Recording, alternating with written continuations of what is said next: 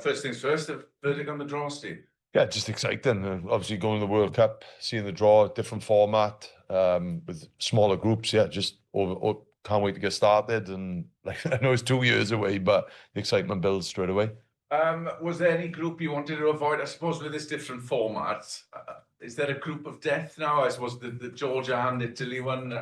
Were you looking out for potential groups to avoid? Yeah, you just probably like it was good to watch on TV and just see it. But again, you're just excited and see who you've got, and I think it's more excited who you're going to play rather than avoiding things. Obviously, you want an easier group, but I think when it comes to World Cups, they're all brutal games, and yeah, as you know, it's going to be the toughest test of all. England again at the group stage, obviously. It brings back memories of 2015. You would have been with the Ospreys back then. It was a huge occasion. I remember being there, but hopefully this game, well, that was a straight shootout, really, in essence. Hopefully this one won't be. Yeah, hopefully it won't be. Yeah, no, but I think, look, it's just exciting.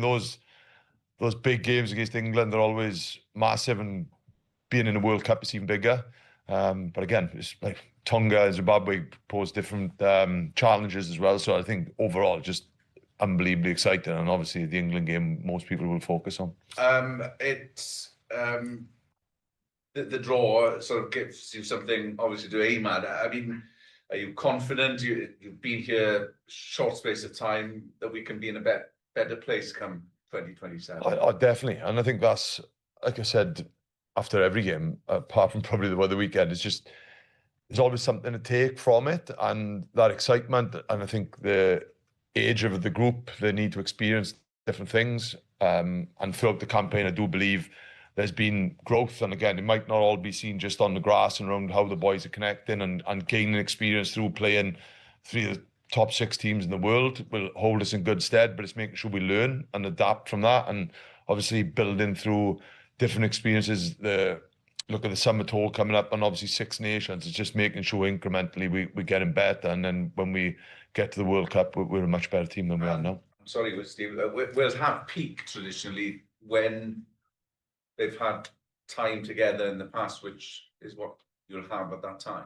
Yeah, and I think that's always a great place. And again, when you look at it, you get probably not only full 4 days training with the whole group to the start of this autumn. So having sort of a mini pre-season build-up will be huge for us, and getting even more aligned. And again, we would have gone through a lot more experiences by the time we get there, and we'll learn lots, like we learn lots from the autumn. But again, like I said, I think the more this group are together, the quicker and the more accelerated they'll grow. Just finally, as the second part of that question, obviously there's a request come in for more time before the next 6 nations. What's the? Well, I can understand what the thinking is, but you obviously believe that needs to happen. Yeah, I think the more time you spend as a team and as a group, that's always going to help. And I think for us, you're always looking at ways. And again, there's lots of different ways to do that. Like we've started as coaches being out in the regions, just being with the players, spending more time. The more we get connected and the more we can get aligned on everything we do, then the quicker we can accelerate our development. Thank you. Steve, what do you think you're going to need to do between now and the time you get to Australia? And what are the top 3 things you'd like to see happen? As in? Well, I mean, you know, you've got a group here that doesn't have many caps. Yeah. They all say you've got to have 40, 50 caps or 30, 50 caps to get there. Do you stick with this group? Do you look to broaden this group? Or what do you think is going to make the difference between the team now and the team then? I think having experiences. The autumn, there are lots of tough experiences, but there are lots of positive ones as well. And again, like you said, we've got a young group with not as many caps as we would want going to different tournaments, but that's life. That's the cycle we're in at the minute. So for me, it's remaining like really positive with the group, because I do believe in this young group and a lot of the experience they already have. But again, it's spending more time, the more we can get aligned, the more we're together, the more we get connected with the regions, the more we can work on the individual aspect of the game. I think most of it is spending time and being connected so we can grow our game as we go. Anyone else? Would anyone on the Zoom like to ask a question?